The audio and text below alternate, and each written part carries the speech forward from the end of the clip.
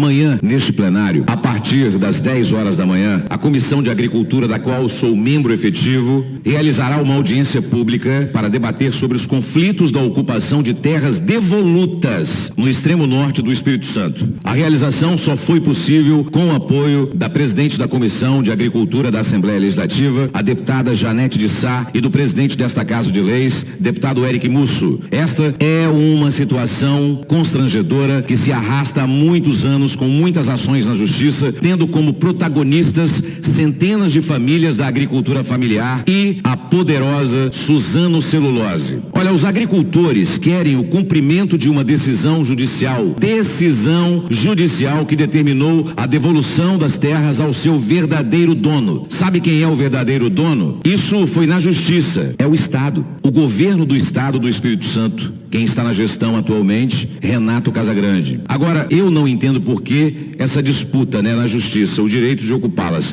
A outra parte nessa questão, governo do Estado, o dono dessa terra, porém, apático diante do que já se tornou um problema mais do que social. Já se tornou sim um problema social. Num passado nem tão distante, esta Casa de Leis, essa disputa desigual, já foi alvo nesta Casa de Leis de uma CPI. Aliás, foi o impecável parecer final da CPI que serviu de base para o Ministério Público Federal ajuizar a ação anulada à titularização da então Aracruz Celulose e retornar as terras ao título de terras devolutas. Mas, a julgar pelo massacre que a gente vê no cotidiano, no dia a dia dessas famílias, lá contra os agricultores, a gente fica confuso aqui, atordoado mesmo, concluindo que aquele pesadelo ainda não chegou ao fim. A grande pergunta é: vamos esperar acontecer uma coisa pior, uma desgraça? Tenho falado aqui muitas vezes, você é testemunha, assim como Deus, do que digo, sobre esse assunto cada vez mais. A cada atentado sofrido pelos agricultores, trago pedidos de uma solução que evite o confronto violento ou até morte de pessoas. Nem nós e nem a Justiça, quem tem a caneta nas mãos é o governador do Estado do Espírito Santo, pois o tempo vai passando e ele nada faz. Faz sim como Pôncio Pilatos, lava suas mãos. A Suzano Celulose, que já foi Aracruz Celulose e depois se tornou Fibria, é uma poderosa multinacional do setor no mundo todo. Eu pergunto aqui,